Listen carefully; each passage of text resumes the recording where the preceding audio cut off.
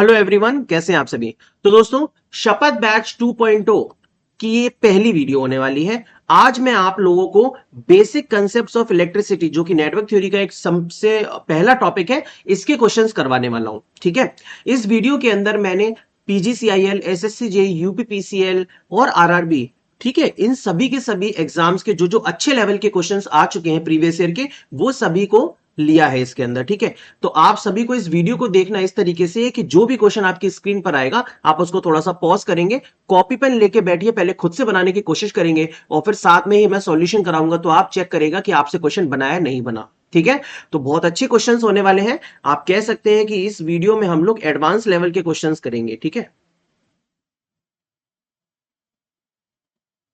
चलिए, बाकी आप इस पूरे लेक्चर को देखिएगा, आपको सबको समझ में आ जाएगा कि किस तरीके के क्वेश्चन है और आपका कितना कॉन्सेप्ट उससे डेवलप हो रहा है। So let's start. तो देखिए दोस्तों, सबसे पहला क्वेश्चन है 1 वॉट इक्वल टू डैश अर्ग्स पर सेकेंड। तो देखिए, ये जो अर्ग होती है ना, अर्ग किसकी यूनिट होती है? अर्ग यूनिट होती है एनर्जी की, है ना, एनर्जी की यूनिट होती है। ठीक है, तो एक जूल जो होता है ना, वो कितना होता है? 10⁻7 अर्ग्स होता है। और एक जूल को हम लोग क्या लिख सकते हैं? वॉट पर सेकेंड में, वॉट सेकेंड भी लिखते हैं। एक जूल को क्या लिखते हैं? वॉट सेकेंड, तो 10⁻7 अर्ग्स।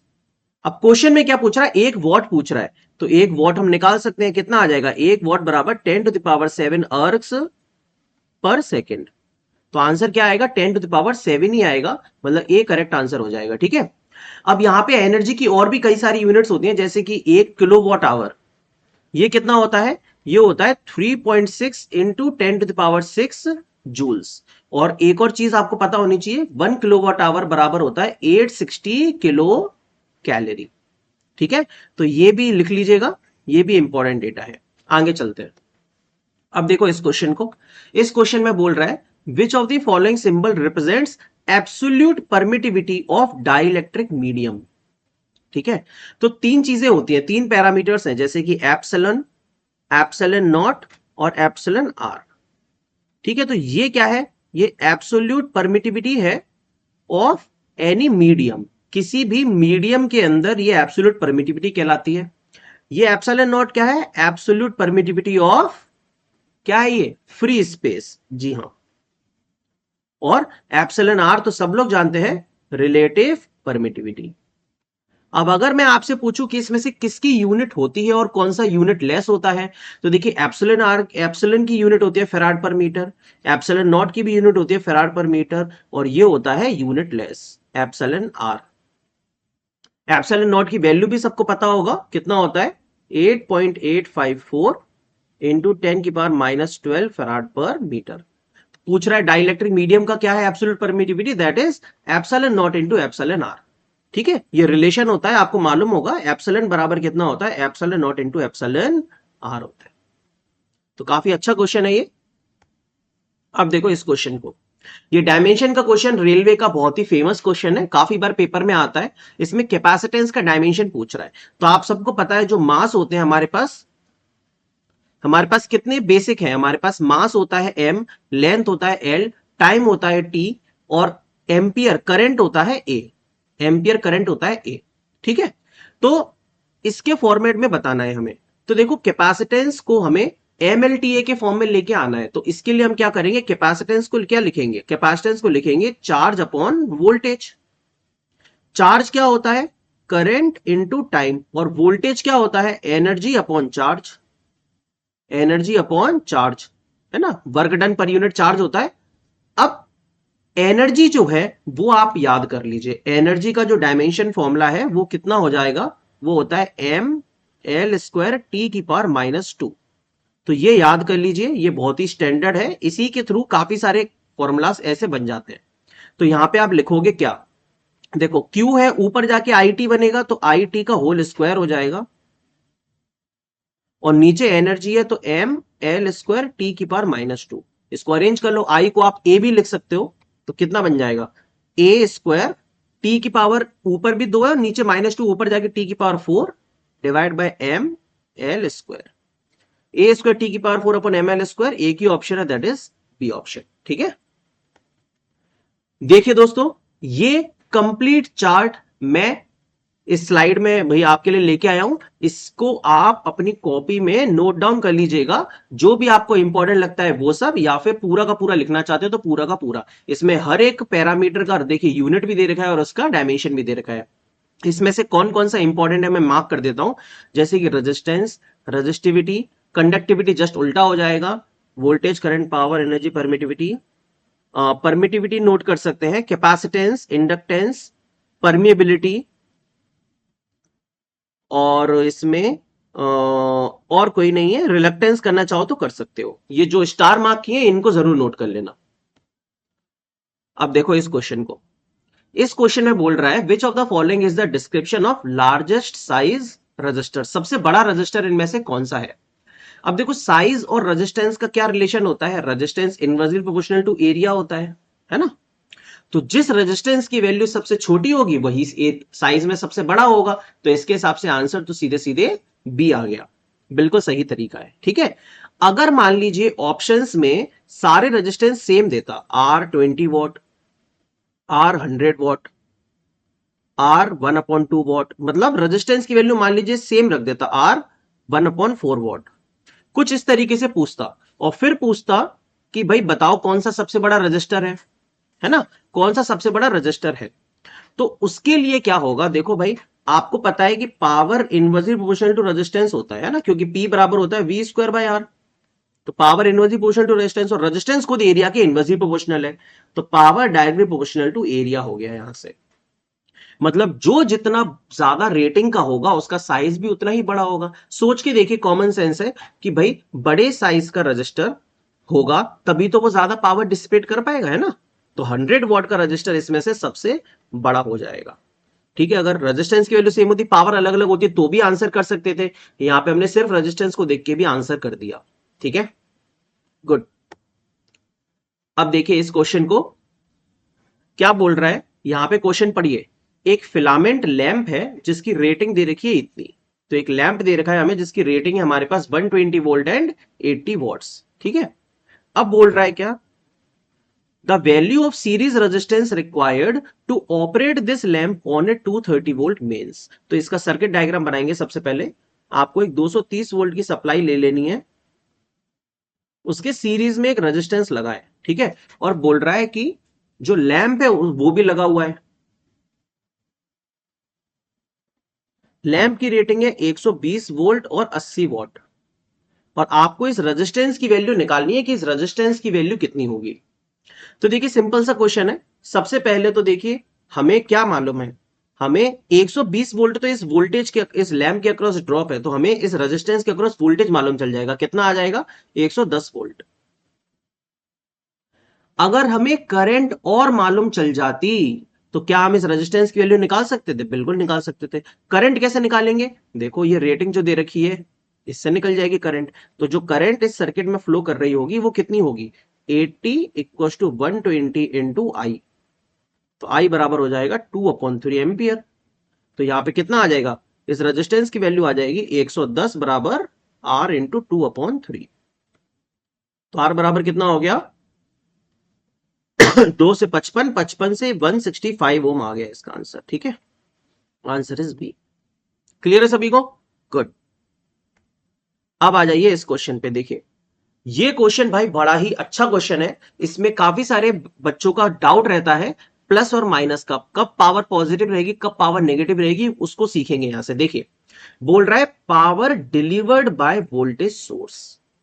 आपको पता है कोई भी एक एलिमेंट है, जैसे रेजिस्टेंस ले लीजिए, अगर करंट ऐसे एंटर कर रही है तो यहां प्लस यहां माइनस आता है, ये क्या करेगा, पावर एब्जॉर्ब। ठीक है, मैं एक वोल्टेज सोर्स बना देता हूं यहां पे +-2 वोल्ट। अब इस वोल्टेज सोर्स में ये करंट अभी एंटर कर रही है, प्लस में एंटर कर रही है, तो ये पावर एब्जॉर्ब कितनी कर रहा है, V into I, 8 what absorb कर रहा है। हमें दिख रहा है प्लस में आ रही है तो एब्जॉर्बिंग होता है, लेकिन डिलीवर अगर लिखना हो तो कैसे लिख देंगे, -8 वॉट। सेम कॉन्सेप्ट यहां अप्लाई होगा। देखिए 2 एम्पियर यहां से आ रहा है, 5 एम्पियर ये आ रहा है, 2 एम्पियर ये आ रहा है, तो इसमें कितना जा रहा है, 7 एम्पियर जा रहा है। तो फिलहाल ये जो वोल्टेज सोर्स है ये पावर एब्जॉर्ब कितनी कर रहा है, 14 वॉट। एब्जॉर्ब कितनी कर रहा है, 14 वॉट। तो डिलीवर कितनी करेगा, क्वेश्चन में डिलीवर पूछा है ना, that is -14 what, -14 what deliver करेगा। आ गई बात समझ में? तो आंसर कितना आ जाएगा? -14 वॉट। ठीक है, समझ गए ये कॉन्सेप्ट? गुड। अब देखो ये क्वेश्चन बड़ा ही अच्छा क्वेश्चन है ये। इसमें बोला है कि जब इलेक्ट्रिक करंट फ्लो करेगी किसी कंडक्टर से तो उसका टेम्परेचर बढ़ता है। आप सबको पता है कि जो कंडक्टर होते हैं हमारे, उनका टेम्परेचर कोएफिशिएंट कैसा कैसा होता है? अल्फा जो होता है वो ग्रेटर देन 0 होता है, टेम्परेचर कोएफिशिएंट पॉजिटिव होता है, मतलब टेम्परेचर बढ़ने पे रेजिस्टेंस इंक्रीज होगा। तो वही बोल रहा है कि जब करंट फ्लो करेगा तो टेम्परेचर बढ़ेगा, रेजिस्टेंस भी बढ़ेगा। This is because of, temperature क्यों बढ़ता है, कंडक्टर के अंदर टेम्परेचर क्यों इंक्रीज होगा? तो देखिए आप इस डायग्राम को एक बार देखो। कंडक्टर में क्या होता है? कंडक्टर में होते हैं सर फ्री इलेक्ट्रॉन्स। ठीक है, तो ये रहे फ्री इलेक्ट्रॉन्स, ये जो फ्री इलेक्ट्रॉन्स लिखा हुआ है ये गोल गोल गोल, ये फ्री इलेक्ट्रॉन्स है, और ये बाकी के सब क्या है? एटम्स है। तो ये जो इलेक्ट्रॉन्स हैं जब करंट फ्लो करेगा तो इलेक्ट्रॉन्स फ्लो करेंगे तो इन एटम से क्या होंगे? टकराएंगे। ये इलेक्ट्रॉन्स इन एटम से क्या होंगे? टकराएंगे, कोलाइड करेंगे, और उसकी वजह से एटम वाइब्रेट करेगा और हीट जनरेट करेगा। आई बात समझ में? So basically mutual collision between atoms, जी नहीं, एटम्स के बीच में कोलिजन नहीं होता। कोलिजन बिटवीन इलेक्ट्रॉन्स, जी नहीं, दो इलेक्ट्रॉन्स आपस में कोलाइड नहीं करते। कोलिजन किस किस के बीच में होता है? इलेक्ट्रॉन्स और एटम्स के बीच में कोलिजन होता है। आ रही है बात समझ? ओके, चलिए आ जाइए इस क्वेश्चन पे।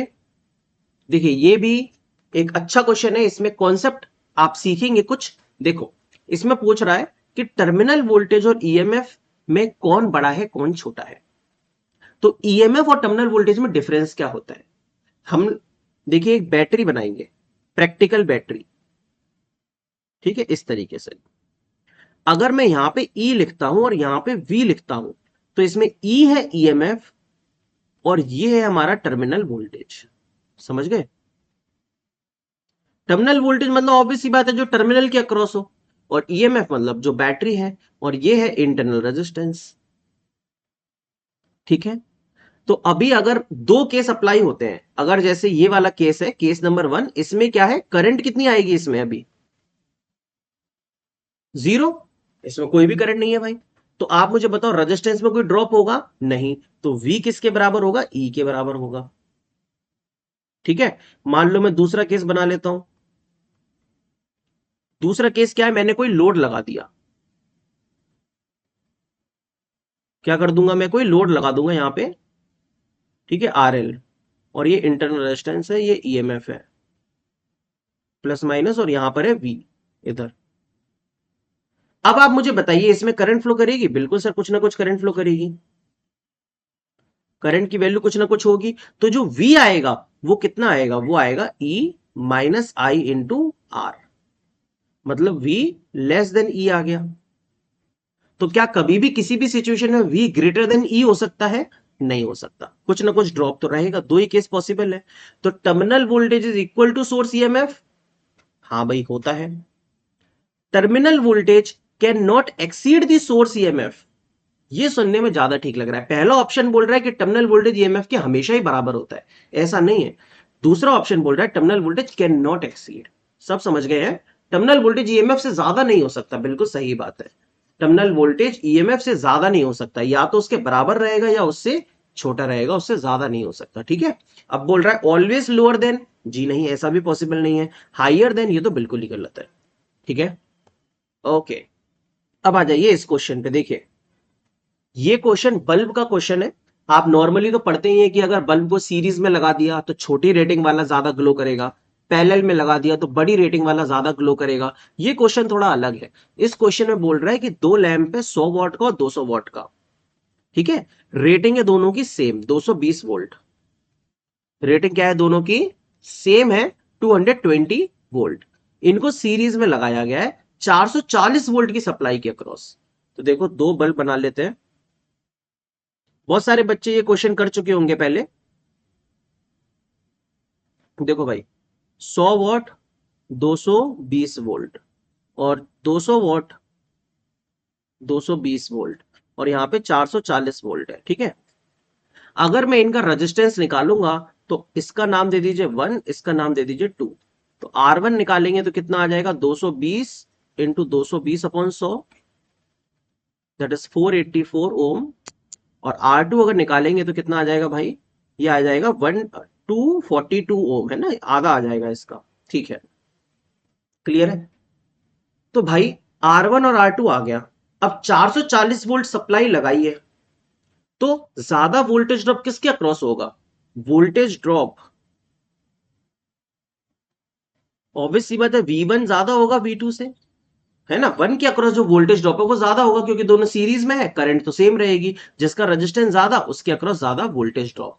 जब ज्यादा वोल्टेज ड्रॉप होगा तो इसमें ज्यादा पावर भी और हीट भी जनरेट होगी और इसी वजह से ये हमारा फ्यूज हो जाएगा। तो 100 वॉट लैंप विल फ्यूज, इसका आंसर हो जाएगा। अगर आप नहीं समझ पाए हैं तो ऐसे भी सोच सकते हैं कि देखिए रेजिस्टेंस निकाल लिया आपने, अब आप इसके अक्रॉस वोल्टेज ड्रॉप निकाल ही लीजिए, V1 की वैल्यू निकाल लीजिए। तो यहाँ पे वोल्टेज डिवीजन फॉर्मूला लगा देंगे कि टोटल वोल्टेज 440 है इंटू R1 कितना है 484 डिवाइड बाय 484 प्लस 242। जब आप इस V1 को कैलकुलेट करोगे ना तो ये V1 की जो वैल्यू है ये ग्रेटर देन 220 वोल्ट आ जाएगी। तो बल्ब की एक्चुअल रेटिंग है उसके पैकेट पे लिख के आई है 220 वोल्ट, लेकिन उसके अक्रॉस वोल्टेज ड्रॉप हो रहा है उससे भी ज्यादा, तो इसीलिए वो बल्ब फ्यूज हो जाएगा। ये इसका सिंपल सा लॉजिक है, अंडरस्टूड। तो जब भी सीरीज में लगा होगा तो जिसका रेटिंग कम होगा वो बल्ब फ्यूज हो जाएगा। ठीक है, यहां पे ये नहीं पूछ रहा है कौन सा ग्लो करेगा, यहां पे ये पूछ रहा है कि कौन सा फ्यूज हो जाएगा, तो ये वाला फ्यूज हो जाएगा, कम रेटिंग वाला। क्लियर क्लियर, चलो भाई समझ में आ रहा है ना बढ़िया तरीके से, मस्त। ओके, अब देखो भाई इस क्वेश्चन में मैक्सिमम बच्चे गलत करते हैं क्योंकि वो सीधे सीधे क्या कर देते हैं, I inversely proportional to R, और सीधे पेल के आ जाते हैं क्वेश्चन को और खुद भी फिर पिल जाते हैं। तो देखो भाई क्वेश्चन को ढंग से पढ़ो, यहां पे वो चीज नहीं लगेगी। देखो, if current passing through a conductor in A transmission line, अरे बाप रे, current passing through a conductor in a transmission line is decreased by a factor of 3 keeping other parameters constant, its effective resistance। हमारे पास दो तरीके के resistance होते हैं, एक होता है डीसी रेजिस्टेंस जो कि होता है रो एल अपॉन ए, है ना भाई। एक होता है एसी रेजिस्टेंस जिसको हम कैसे लिख सकते हैं, पावर लॉस बराबर आई आर एम एस का स्क्वायर इंटू आर इफेक्टिव या आर ए सी। तो डीसी रेजिस्टेंस तो ये रहता है और ओम्स लॉ के हिसाब से आई बराबर वी अपॉन आर भी हो जाता है, तो I inversely proportional to R हो जाता है। तो आप लोग इसको अप्लाई करके इसको सॉल्व कर देते हो कि register current passing through a conductor in decrease by factor of 3, बोल रहा है कि करंट डिक्रीज हो रही है 3 से, तो आप रेजिस्टेंस को इंक्रीज 3 कर देते हो, जो कि गलत हो जाएगा। यहां पे इफेक्टिव रेजिस्टेंस की बात चल रही है, ट्रांसमिशन लाइन की बात चल रही है, एसी रेजिस्टेंस, क्योंकि ट्रांसमिशन लाइन में कौन सी सप्लाई होगी, एसी। सो इसीलिए यहां पे जो इफेक्टिव रेजिस्टेंस है दोस्तों वो इनवर्सली प्रोपोर्शनल है I R M S square के। तो करंट को जब 3 गुना घटाएंगे तो रेजिस्टेंस कितना हो जाएगा, 9 टाइम्स हो जाएगा यहां पे। ठीक है, तो इंक्रीजेस 9 टाइम्स इसका करेक्ट आंसर होगा, ना कि ए ऑप्शन। ठीक है, तो बहुत अच्छा क्वेश्चन है ये, हमेशा इसमें गलती होती है, आप ध्यान रखिएगा। अब देखो भाई ये तो बड़ा ही सिंपल सा क्वेश्चन है, इसको बस मैं इसलिए लाया कि बहुत सारे बच्चे कंफ्यूज हो जाते हैं कि जैसे मान लीजिए मैंने एक बैटरी बनाई, मैंने यहां पे 24 वोल्ट लिखा और मैंने यहां पे -8 वोल्ट लिख दिया, तो आप ही मुझे बताओ इधर का वोल्टेज कितना होगा, वीबी कितना आएगा, कैसे निकालेंगे। ऑब्वियस सी बात है 24 बराबर है उसके वी पॉजिटिव प्लेट का पोटेंशियल माइनस नेगेटिव प्लेट का पोटेंशियल, ये होता है। तो 24 बराबर कितना आ गया, पॉजिटिव प्लेट पर है -8 माइनस वी नेगेटिव, तो वी नेगेटिव कितना आ जाएगा, यहां पे आ जाएगा -8 माइनस 24 माइनस का 32 वोल्ट। इसी तरीके से ये क्वेश्चन करना है, देखिए क्या बोल रहा है, वी ए भी पूछ रहा है, एक हमसे वोल्टेज सोर्स बनवाया है, इसमें इसने वी ए कितना दे रखा है -8 और वी बी कितना दे रखा है -16, तो वी ए बी पूछ रहा है। तो वी ए बी के लिए क्या करेंगे, V A minus V B करेंगे। मैं नेगेटिव, कुछ बच्चे क्या करते थे V B minus V A कर देते हैं, डिफरेंस है वेक्टर वाली चीज को फॉलो करके, लेकिन थोड़ा ध्यान रखना है पॉजिटिव माइनस नेगेटिव होता है। तो -8 माइनस -16 दैट इज 8 वोल्ट इसका आंसर आ जाएगा। ठीक है, अब यही प्लस माइनस में गलती कर दोगे तो ऐसा सिंपल क्वेश्चन भी गलत हो जाता है, इसीलिए ऐसे क्वेश्चन भी थोड़ा थोड़ा देख के चलने पड़ते हैं ना, ध्यान रखना पड़ता है। चलो गुड। वीए कितना हो जाएगा 8। अब देखो ये तो बड़ा ही फेमस क्वेश्चन है, रेजिस्टेंस को स्ट्रेच करने वाला। ठीक है, तो देखिए यहाँ पे क्या बोला है, ये थोड़ा अलग टाइप का है, लेकिन यहाँ पे ये नहीं बोला है कि 2 गुना या 3 गुना लेंथ बढ़ा दिया, यहाँ पे कुछ रेशियो के फॉर्म में दे रहा है। कॉपर वायर है जिसका रेजिस्टेंस 10 ओम है, तो बाप रे ये अलग हट जाता है, रेजिस्टेंस 10 ओम है, it is stretched by 1/10 of its original length. कितना स्ट्रेच कर दिया है, 1/10 पार्ट को स्ट्रेच किया है, 1/10 पार्ट से स्ट्रेच किया है। L1 कुछ था, L2 कितना हो गया है, L1 प्लस 1/10 ऑफ L, मतलब 1.1 L1, 10% बढ़ा दिया है लगभग, ये समझ लो 10 प्लस 1 11/10 मतलब 1.1 L1 हो गया है। आप सबको पता है कि रेजिस्टेंस न्यू वाला कितना होता है, n square times resistance of old, है ना। तो कितना हो जाएगा 1.1 का square into old resistance that is 10, तो कितना आ जाएगा भाई ये 1.21, 121 हो गया इसका स्क्वायर इंटू 10 दैट इज 12.10 है, सिंपल। ठीक है, चलिए बढ़िया। अब आ जाओ इस क्वेश्चन पे। देखो ये भी एक बड़ा ही कंफ्यूजिंग सा क्वेश्चन हो जाता है, कई बार इसको हम बहुत ही लॉन्ग मेथड के थ्रू सॉल्व करते हैं, इसको सॉल्व ही करते रह जाते हैं, आंसर नहीं आता। ठीक है, तो मैं आपको इसका फॉर्मूला भी बताऊंगा और आपको इसकी शॉर्ट ट्रिक भी बताऊंगा। देखो फॉर्मूला क्या है, जब 3 रजिस्टर्स पैरेलल में हो तो फॉर्मूला है ये। देखिए यहाँ पे एक करंट सोर्स है, 3 रजिस्टर पैरेलल में है, अगर आपको I1 निकालना है तो I1 कैसे निकलेगा, टोटल करंट IS इंटू बाकी के दोनों रेजिस्टेंस का यहाँ पे सम मल्टीप्लाई कर देते हैं, बाकी के दोनों रेजिस्टेंस को मल्टीप्लाई कर देते हैं, और नीचे आता है इनके कॉम्बिनेशन का सम। इसी तरीके से I2 निकालना है, तो I2 निकालना है तो बाकी के दोनों रेजिस्टेंस का मल्टीप्लाई कर देंगे R1 R3, और नीचे कॉम्बिनेशन का सम। I3 भी इसी तरीके से निकाल सकते हो, या तो तुम ये मेथड फॉलो कर लो। ठीक है, फॉर्मूला चलो पता होना चाहिए, क्या पता कभी फॉर्मूला ही पूछ ले पेपर के अंदर, तो ये फॉर्मूला हो गया। दूसरा इसका शॉर्टकट क्या है, शॉर्टकट भी आई थिंक मैक्सिमम लोगों को पता होगा, नहीं पता है तो देखिए। देखो क्या होता है, I1 is to I2 is to I3, यहां पे मान लेते हैं I1, यहां पे I2 और यहां पे I3, ये होता है 1/R1 is to 1/R2 is to 1/R3, ये हो जाएगा 1/7 इज टू 1/3 इज टू 1/5। अब हमें लेना है इसका एलसीएम, क्या होगा भाई, 7 तिया 21, 21 पंजे 105, तो 105 ही एलसीएम आएगा, तो ये आ जाएगा 105/7, एक और 105 से आ गया एक और 3 5 15, और 105 से 3 कितनी बार आ जाएगा, 21 बार, और 105 से 5 कितनी बार आएगा, 20 और 21, नहीं ये ज्यादा बार आएगा फिर, 105/3, 3 तिया 3 और 1 5, 35 बार आएगा, 35 आएगा। ठीक है, 15:35:21, ये करंट का रेशियो बन गया। हमसे पूछ रहा है किसका, current flowing in the 7 and 3 ohm resistor, 7 ohm and 3 ohm, तो 7 ओम और 3 ओम मतलब I1:I2 निकालना है, तो 15:35 के रेशियो में होना चाहिए I1:I2। 15:35 कितना हो गया, 3:7, मतलब दोगुने से भी थोड़ा ज्यादा। तो देखो कुछ है रहा है क्या, देखो ए ऑप्शन देखो, ये तो बिल्कुल ही गलत हो गया है ना, 2 दूनी 4 ये दोगुना है, ये भी गलत हो गया, 10 and 5 and 4.8 ये भी गलत हो गया, आंसर सीधे डी आ गया।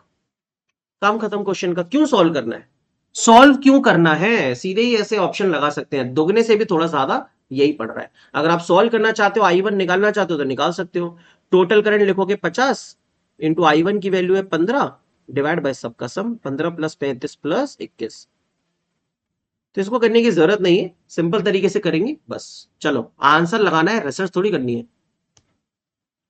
आ जाओ अब इस क्वेश्चन पे, ये बड़ा ही अच्छा क्वेश्चन मानता हूं मैं। ठीक है, इसमें मेजरमेंट और नेटवर्क दोनों का संगम कर दिया है भाई। देखो एक 35 वोल्ट का सोर्स है, is connected to a series circuit at 600 ohm and RO, मतलब सीरीज में 2 रेजिस्टेंस लगे हुए हैं। फटाफट बना लेते हैं इसको।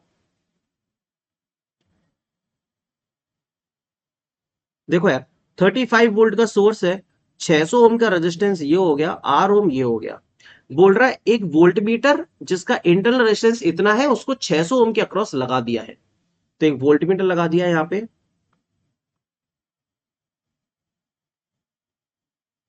जिसका इंटरनल रेजिस्टेंस है 1.2 किलो ओम और इस वोल्ट मीटर की रीडिंग कितनी है 5 वोल्ट। आपको पता है वोल्टेज पैरेलल में सेम रहता है, तो इस पूरे रेजिस्टेंस के अक्रॉस कितना वोल्टेज आ जाएगा 5 वोल्ट। तो 35 का सोर्स था, 5 यहां आ गया, तो यहां कितना आएगा 30 वोल्ट।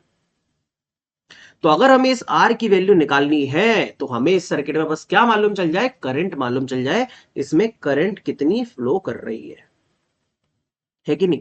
करंट कैसे मालूम चलेगा, देखो यहां पर आपको दो चीजें दे रखी हैं, ध्यान से समझो। एक तो दे रखा है ये रेजिस्टेंस और एक दे रखा है ये रेजिस्टेंस। ये दोनों ऑब्वियस सी बात है किस में है, पैरेलल में। तो इन दोनों का पैरेलल वैल्यू निकाल लीजिए। और आपको इन दोनों के अक्रॉस वोल्टेज ड्रॉप भी पता है 5 वोल्ट, है ना। वोल्टेज भी पता है, रेजिस्टेंस भी पता है, तो करंट आ जाएगा सर्किट का। तो दोनों का पैरेलल निकाल लो बस। आई बात समझ में। तो आर कितना आ जाएगा 600 into 1200 divide by 1800, R dash कह लो। तो ये 3 बार गया, 400 ओम आ गया। ठीक है, तो इन दोनों का पैरेलल बनके 400 ओम हुआ और उसके अक्रॉस वोल्टेज कितना है 5 वोल्ट। तो करंट कितनी आएगी 5/400, मतलब 1/80 एम्पियर। हमें इस रेजिस्टेंस की वैल्यू निकालनी है। तो इस रेजिस्टेंस की वैल्यू निकालने के लिए हम क्या करेंगे, वोल्टेज लिखेंगे इसके अक्रॉस और सीरीज में करंट चूंकि सेम रहती है तो 1/80 आ जाएगा। हमारा आंसर आ जाएगा 2400 ओम। इस तरीके से आपको इस क्वेश्चन को टैकल करना है। ठीक है, अच्छे अच्छे क्वेश्चन है यार। आई थिंक आप लोगों को मजा आ रहा होगा, है ना। अभी तो ये सीरीज स्टार्ट हुई है, कारवा स्टार्ट हुआ है, आगे आगे देखो होता है क्या। आ जाओ, अब ये देखो भाई, बहुत ही शानदार क्वेश्चन है, अल्टीमेट क्वेश्चन है। देखो समझाता हूं मैं। बोल रहा है कि एक कैपेसिटर है जिसकी रेटिंग है 6 माइक्रोफेराड और 200 वोल्ट। हमें एक ऐसा सर्किट बनाना है जिसमें 18 माइक्रोफेराड हो उसका कैपेसिटर पूरा सर्किट का और 600 वोल्ट की रेटिंग हो। कैपेसिटर्स को ऐसे अरेंज करना है, तो कितने कैपेसिटर की जरूरत पड़ेगी।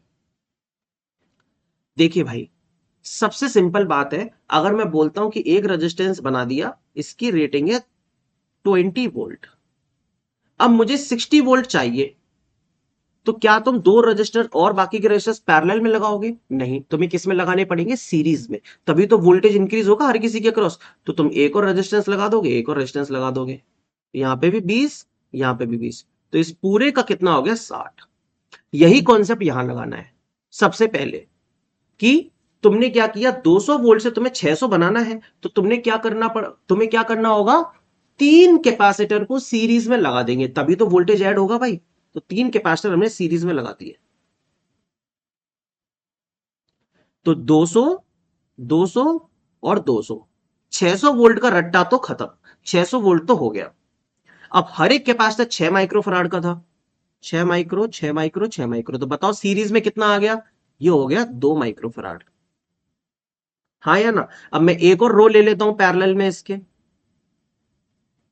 एक और रो इसके पैरेलल में ले लेता हूं। तो अब मुझे बताओ इस रो का भी रेटिंग कितना हो जाएगा 2 माइक्रोफैराड। देखो वोल्टेज तो सेम ही रहेगा 600 600, है ना, क्योंकि पैरेलल में है, लेकिन कैपेसिटर कितना ऐड हो जाएगा, पहले सीरीज में 2 था, अब और एक और रो लो ली, इसका भी 2, और टोटल कितना चाहिए 18। तो ऐसी कितनी रो चाहिए होंगी 9 रोज। तो 9 रोज में टोटल कितने कैपेसिटर हो जाएंगे भाई, ये हो जाएंगे 27 कैपेसिटर्स और 600 वोल्ट रेटिंग। आ गया समझ में।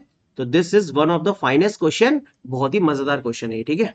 चलो आ जाओ, अब देखो ये क्वेश्चन यूपीपीसीएल के अंदर ही आया है, बड़ा ही सिंपल सा क्वेश्चन है। बोल रहा है कि एक बॉल को ऊपर हाइट से गिराया है, तो किस तरीके से एनर्जी का ट्रांसफॉर्मेशन होगा। When a ball is dropped from height, the correct sequence of energy transformation will be. तो देखो बड़ा ही सिंपल है भाई, अगर कोई बॉल को आप हाइट पे ले जाते हो, जैसे हम डैम बनाते हैं, तो डैम में भी पानी ऊपर स्टोर रहता है, तो ऊपर जो स्टोर रहता है तो उसमें कौन सी एनर्जी होती है, पोटेंशियल एनर्जी होती है। फिर वो पानी नीचे गिरता है तो फिर वो काइनेटिक एनर्जी में कन्वर्ट हो जाता है कि नहीं। तो पोटेंशियल एनर्जी काइनेटिक एनर्जी जब जमीन पर गिरेगा तो क्या निकलेगा, साउंड निकलेगा, तो क्या बन जाएगा साउंड एनर्जी। सिंपल। तो बस आंसर आ जाएगा पोटेंशियल, काइनेटिक एंड साउंड। तो ये आ जाएगा gravitational potential, then kinetic, then sound, है ना। बेसिक क्वेश्चन है। आ जाओ इधर। अब देखिए ये वाला क्वेश्चन, इसका फॉर्मूला बहुत सारे बच्चों को नहीं पता होता है, मैं आपको आज बताऊंगा, है ना। यूपी का ही क्वेश्चन है ये। देखो, electron relaxation time of metal is 2.7 × 10⁻⁻⁴ second. वहां लिखा था वो, चलो कोई बात नहीं, यहां लिखा रहेगा। तो 10⁻⁻⁴ second and that of B is this. मतलब एक कंडक्टर है, मेटल है, उसके अंदर इलेक्ट्रॉन का टाइम दे रखा है, ए का और बी का। बोल रहा है relation of resistivity of B to resistivity of A क्या होगा। रेजिस्टिविटी का रेशियो पूछ रहा है। अब रेजिस्टिविटी और इलेक्ट्रॉन के रिलैक्सेशन टाइम में क्या फर्क होता है, इनमें क्या रिलेशन होता है। तो भाई ये है पूरा का पूरा डेरिवेशन। तो मैं डेरिवेशन को ध्यान नहीं देना है, तो मैं सिर्फ इसको ध्यान देना है, इसको। इसमें रो क्या है, resistivity, M mass of electron, N the electronic concentration, है ना, या इलेक्ट्रॉन की डेंसिटी कह सकते हो, ई इलेक्ट्रॉन का चार्ज, और टाउ क्या है, रिलैक्सेशन टाइम। तो रेजिस्टिविटी और इलेक्ट्रॉन के रिलैक्सेशन टाइम में क्या होता है, इनवर्स का रिलेशन होता है। Resistivity inversely proportional to tau हो जाता है। तो बस क्या निकालना है, रेजिस्टिविटी का रेशियो निकालना है। Resistivity of B to resistivity of A बराबर tau A upon tau B. Tau A upon tau B आ जाएगा, आई थिंक 2 आ जाएगा, है ना। 2.7 × 10⁻⁻⁴ अपॉन 1.35 सॉल्व करोगे तो 135 का दुगना होता है 270। जी हाँ, 2 आ जाएगा इसका आंसर बी। तो काफी सिंपल सा क्वेश्चन था, बस रिलेशन पता होना चाहिए। अब देखो ये भी एक बहुत ही मस्त क्वेश्चन है, यूपी का क्वेश्चन है 2022 का। देखो इसमें बोल रहा है आपसे कि रेजिस्टिविटी जो है वो किस पे डिपेंड नहीं करती। आप सबको पता है रेजिस्टिविटी क्या है, depends on nature of material. Material की प्रॉपर्टी है ना, उसके डायमेंशन पे डिपेंड नहीं करती। कोई भी मटेरियल बड़ा हो छोटा हो, साइज उसका चेंज कर दो, लेंथ चेंज कर दो, क्या रेजिस्टिविटी चेंज होती है, नहीं। Resistivity depends on the nature, कौन से मटेरियल से बना है, copper, aluminium, silver, gold, tungsten, nichrome, lead, nickel, zinc, है ना।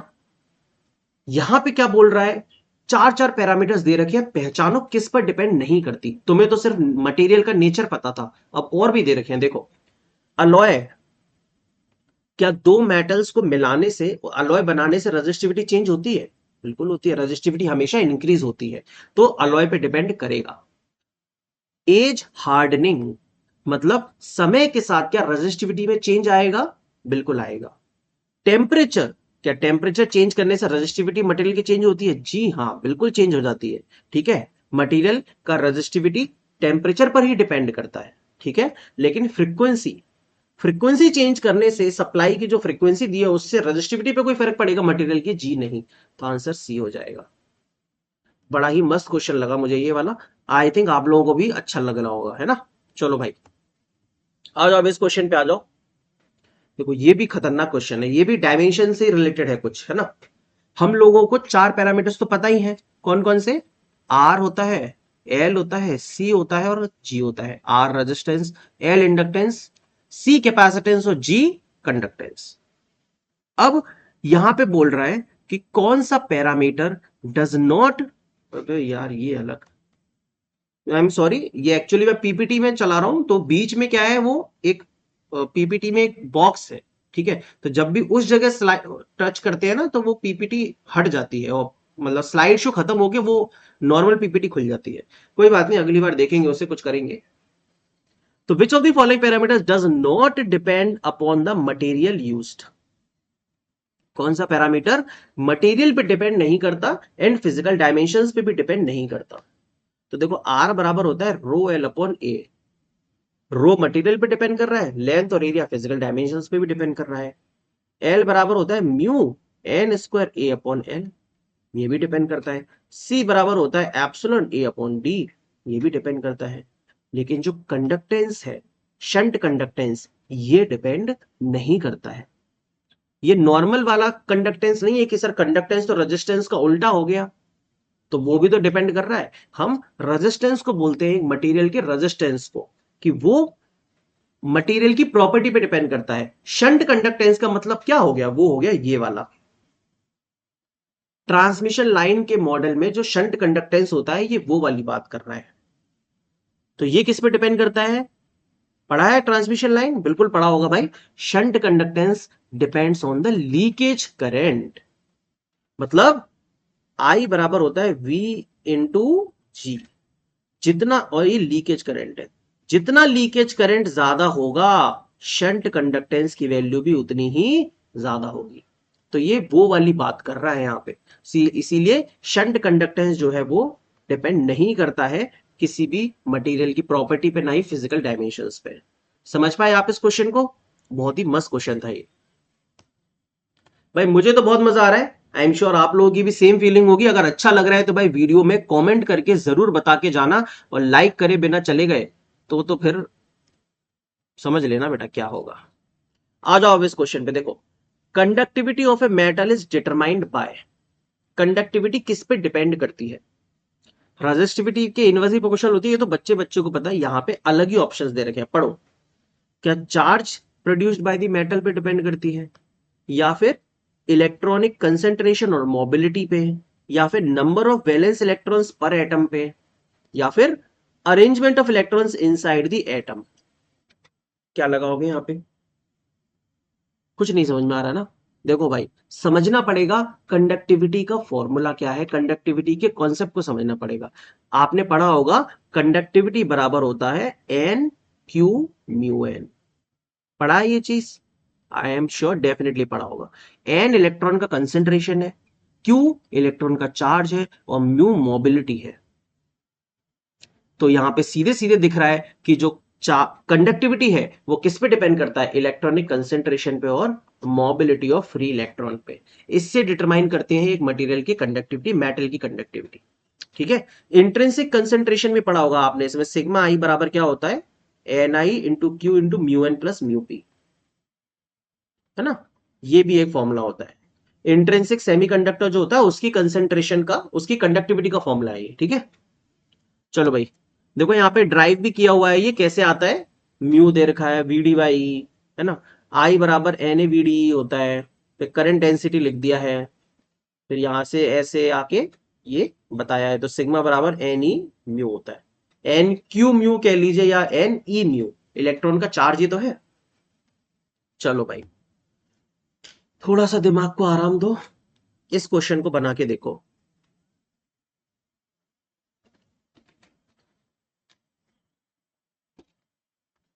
देखो भाई यूपी का ही क्वेश्चन है, काफी बेहतरीन लेवल का क्वेश्चन है ये, है ना। देखो इसमें बोल रहा है resistance of a conductor is 5 ohm at 50 degree and 6 ohm at 100 degree. Resistance निकालना है 0 डिग्री पर। ठीक है, तो क्या फॉर्मूला होता है, फॉर्मूला सबको पता है, आर टी बराबर R zero into 1 plus alpha into delta T. ठीक है, ये फॉर्मूला होता है, हाँ या ना, बिल्कुल।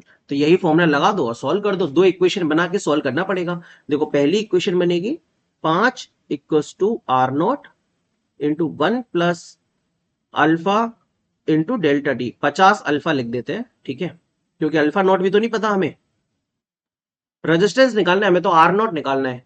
तो देखो दूसरी इक्वेशन बनेगी 6 equal to R naught 1 plus 100 degree Celsius पे है ना, तो 100 अल्फा नॉट। ठीक है जी हाँ।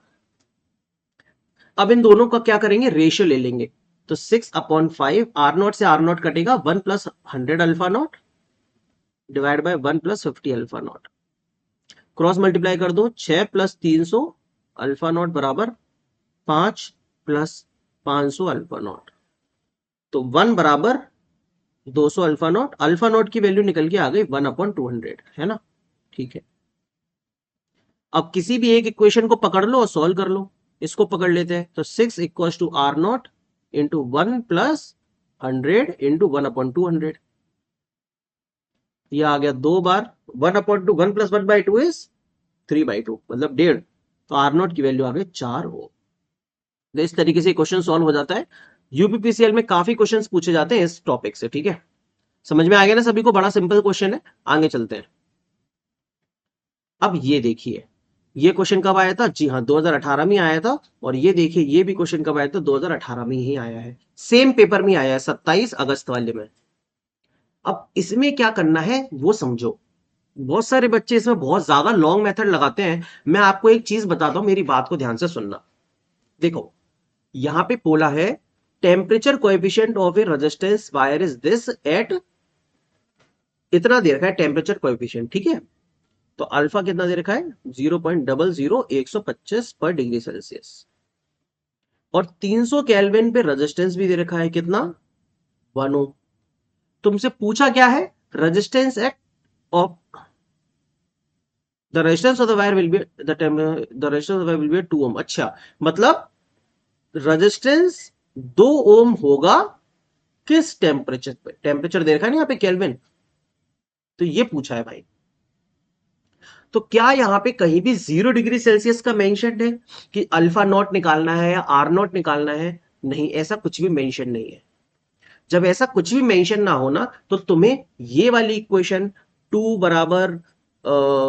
बराबर R naught into 1 plus alpha into T, और 1 बराबर R naught into 1 plus alpha into T, जो भी है, मतलब 1 जिस भी टेम्परेचर पे दे रखा है, वो सब लिखने की जरूरत नहीं है। दो दो इक्वेशन बनाने की जरूरत नहीं है। बहुत सारे बच्चे यहाँ पे डाउट में आ जाते हैं। आपको ये वाली इक्वेशन यूज करनी है, डायरेक्ट इससे आंसर आ जाता है। R2 बराबर R1 into 1 plus alpha T2 - T1। बस देखिए अभी कितना जल्दी आंसर आ जाएगा। R2 क्या हो गया? 2 ओम वाला ले लो। R1 क्या है? 1 ओम हो गया। 1 प्लस अल्फा कितना दे रखा है? 0.00125।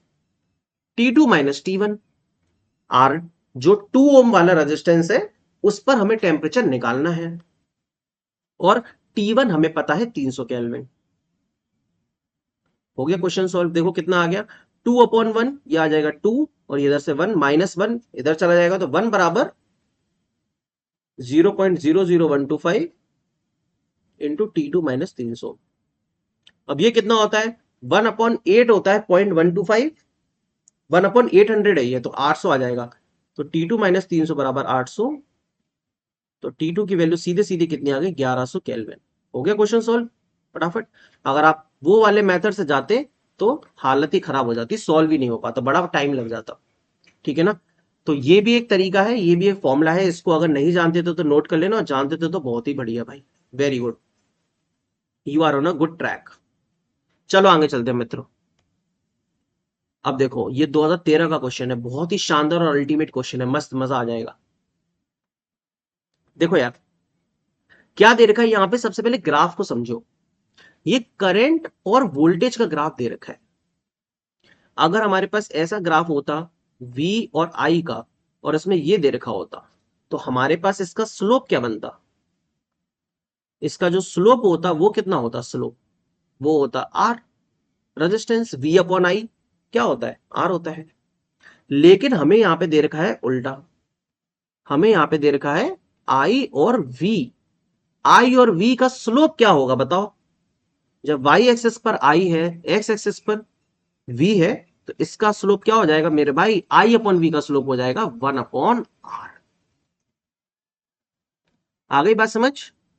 है ना, 1/R।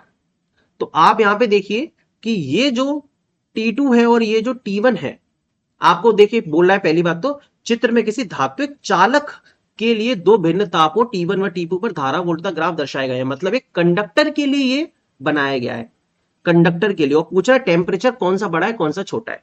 तो कंडक्टर में आपको पता है resistance directly proportional to temperature होता है, क्योंकि पॉजिटिव टेम्परेचर कोएफिशिएंट है ना। चालक का, कंडक्टर का टेम्परेचर बढ़ेगा, रेजिस्टेंस भी बढ़ेगा। तो यहां पे ये क्या हो गया?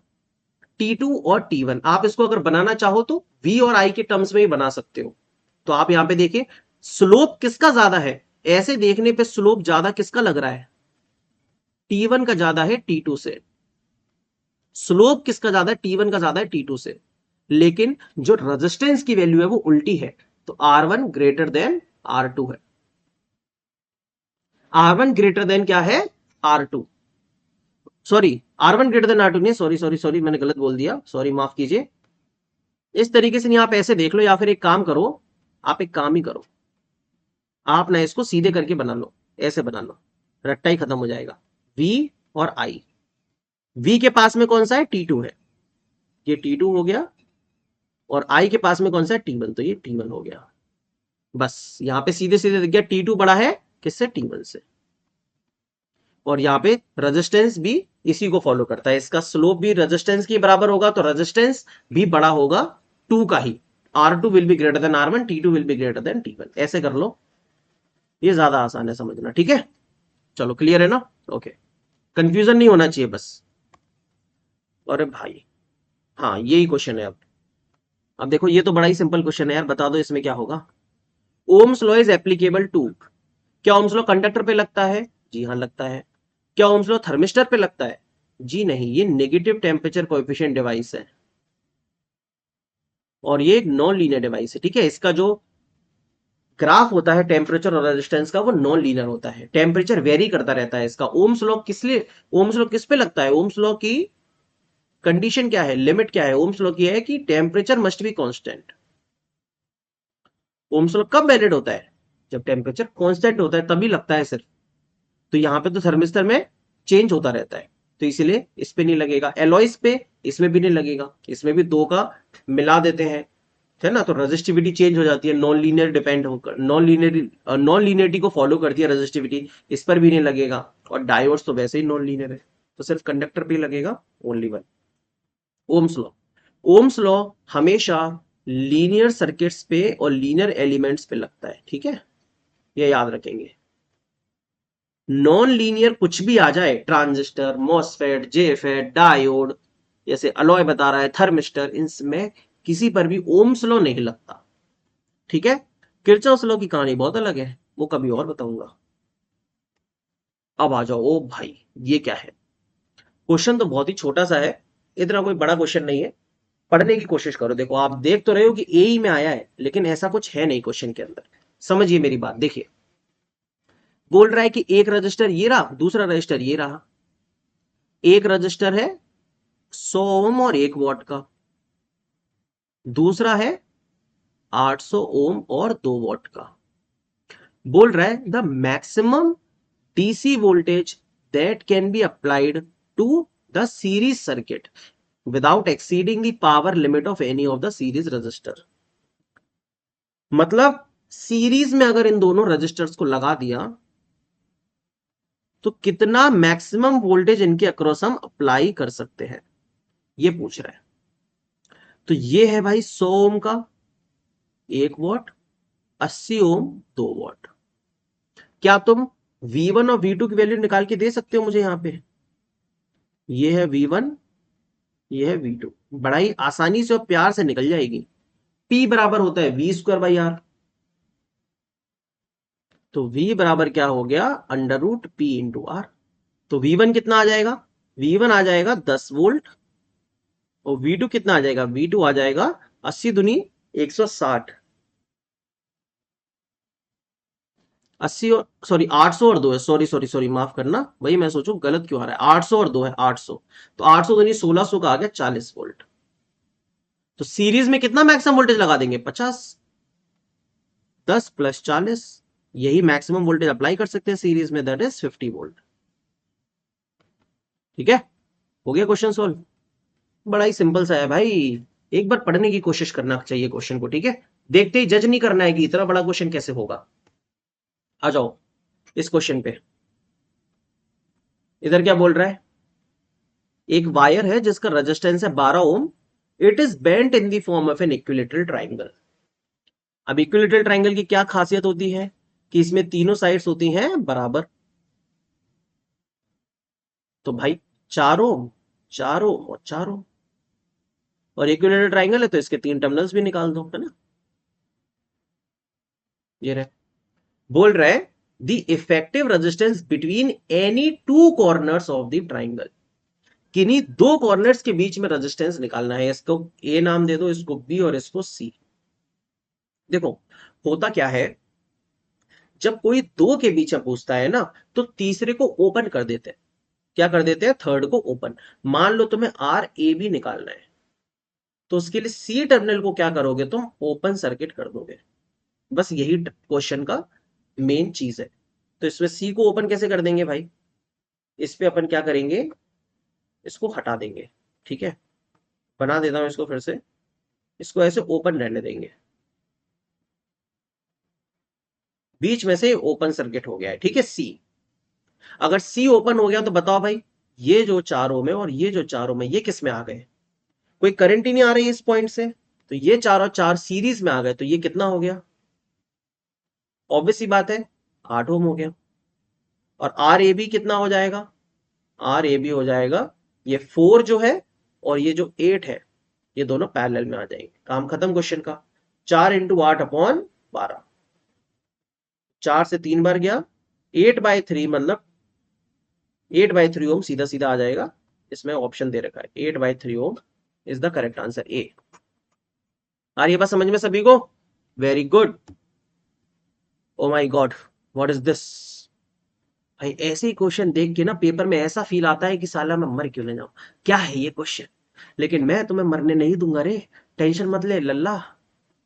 इधर देखो क्या बोल रहा है, बोल तो बहुत ही सिंपल सी चीज रहा है, what will be the equivalent conductance of resistors connected in series. चलो दो रेजिस्टेंस को सीरीज में लगा दो, लो R1 R2। तुम्हें क्या निकालना है, इसका इक्विवेलेंट कंडक्टेंस निकालना है। इसका आर इक्विवेलेंट क्यों नहीं निकाल लेते तुम, R1 + R2। इसका तुम कंडक्टेंस क्यों नहीं निकाल लेते, 1/R1 + R2। क्या तुम इसका इक्विवेलेंट कंडक्टेंस जो निकाले हो वो कंडक्टेंस के फॉर्म में निकाल सकते हो, बिल्कुल निकाल सकते हैं मास्टर साहब। तो 1/G1 + 1/G2, बस हो गया काम खत्म। अब पढ़ो इक्विवेलेंट कंडक्टेंस क्या है। What is equivalent conductance, sum of conductance values of individual resistor. क्या इंडिविजुअल रजिस्टर की जो कंडक्टेंस की वैल्यू है उसका सम कर रहे हैं सिर्फ, जी नहीं, यहां पे तो कुछ रेसिप्रोकल वगैरह जैसा हो रहा है। सम ऑफ स्क्वायर, ये तो वैसे ही गलत। फिर reciprocal of the sum of, reciprocal of the sum of reciprocal of conductance value of individual resistors. ये कुछ लग रहा है। क्या बोल रहा है, रेसिप्रोकल ऑफ द सम, पूरे के पूरे जो सम है उसका रेसिप्रोकल। ये किसका रेसिप्रोकल किया है, reciprocal of conductance values of individual resistors, मतलब सी ऑप्शन है यार, सिंपल सा है, इतना तो तुम भी समझते हो। डी ऑप्शन क्या कह रहा है, reciprocal of the sum of the reciprocal of square of conductance values, तो ये वैसे ही गलत है, स्क्वायर वगैरह नहीं आएगा। यही क्वेश्चन एसएससी जेई में आया था इस बार 2024 में, लेकिन वो रेजिस्टेंस का आया था, कंडक्टेंस का नहीं आया था। ठीक है, तो अच्छे क्वेश्चंस है ये, इसी टाइप के पेपर में आजकल क्वेश्चंस आ रहे हैं और इन्हीं क्वेश्चंस में बच्चों को दिक्कत होती है। ठीक है, मस्त। अगर लग रहा है तो लाइक करके जाना और कमेंट भी। आ जाओ, आज का आखिरी क्वेश्चन है, मस्त क्वेश्चन है, देखो। एक फिल्टर सर्किट है, and inductor allows dash and blocks dash. Inductor किसे जाने देगा और किसे रोक देगा, जाने किसे देगा और रोक किसे देगा, वो डिपेंड करता है इंडक्टर के प्रॉपर्टी पे। इंडक्टर की प्रॉपर्टी मतलब हम डिसाइड करेंगे इंडक्टर के रिएक्टेंस से। डीसी और एसी देखो कैसे अलग है, यहां पे डीसी एसी का कॉन्सेप्ट डिपेंड करता है बेसिकली फ्रीक्वेंसी पे। डीसी के लिए फ्रीक्वेंसी क्या हो जाएगी, 0 मान के चलेंगे यहां पे, और एसी के लिए हम फ्रीक्वेंसी वेरी वेरी हाई मान के चलेंगे, very very high, literally infinity मान लो। बस क्वेश्चन को देखना है, मतलब देखना है कि आंसर क्या होगा। तो उसके लिए हम क्या चल रहे हैं, डीसी को 0 मान के चल रहे हैं फ्रीक्वेंसी, और एसी के लिए हाई फ्रीक्वेंसी मान के चल रहे हैं लगभग इनफाइनाइट। तो इंडक्टर के केस में एक्सएल क्या होता है, 2πfl। तो XL directly proportional to frequency है। तो अगर ऐसा है तो डीसी के केस में फ्रीक्वेंसी 0, तो डीसी के केस में क्या हो जाएगा, रिएक्टेंस 0 हो जाएगा। और एसी के केस में क्या हो जाएगा भाई, फ्रीक्वेंसी इंफिनिटी, तो रिएक्टेंस इंफिनिटी हो जाएगा। तो जब रिएक्टेंस 0 है तो क्या करेगा, वो करंट को पास करेगा, और रिएक्टेंस इंफिनिटी है तो वो करंट को ब्लॉक करेगा। तो पास किसको कर रहा है, डीसी को। अबे तेरी साले, तो पास डीसी और ब्लॉक्स एसी, आंसर हो जाएगा ए। ठीक है, कैपेसिटर के लिए बोलते तो क्या बोलते, जस्ट उल्टा हो जाता, क्योंकि 1/2πfc होता है ना, तो XC inversely proportional to F हो जाता है। तो DC के केस में रिएक्टेंस कितना आ जाता है कैपेसिटर का? इन्फिनिटी मतलब ब्लॉक। और AC के केस में रिएक्टेंस कितना आ जाता है कैपेसिटर का? 0 मतलब पास। तो इंडक्टर DC को जाने देगा, AC को रोकेगा, कैपेसिटर उल्टा करेगा। ठीक है, and this is the end of our lecture number 1 of network theory. कैसा लगा यार, प्लीज दिल से बताना। मेरा बहुत ही बड़ा इनिशिएटिव है ये यूट्यूब पर आप सभी स्टूडेंट्स के लिए। मैं जो क्वेश्चंस डील कर रहा हूं, जिस तरीके से डील कर रहा हूं, ये मैं इसी तरीके से करता जब ये मैं कोई पेड कोर्स के अंदर पढ़ाता। और यकीन मान के चलिए मेरी जो थिंकिंग है वो यही है कि ये मेरा एक पेड कोर्स है, बस इससे सबसे ज्यादा बच्चों का बेनिफिट्स हो सके, इसीलिए ये यूट्यूब पर है। बल्कि इसमें मैंने कोई भी ऊंच नीच नहीं रखी है, कोई भी पार्शियलिटी नहीं की है कि पेड कोर्स में कुछ फ्री में कुछ। आप पढ़िए इसे, लगातार सारे सब्जेक्ट्स आपको मिलेंगे 1 बाय 1 इसी तरीके से। और जो भी आपको लगा इसके बारे में वो बताइए, और कुछ इंप्रूवमेंट चाहते हैं, कुछ और बात कहना चाहते हैं कि सर ये करिए या वो करिए, तो वो भी कमेंट में बताइएगा। ठीक है, मिलता हूं आपसे नेक्स्ट लेक्चर में। टाटा बाय।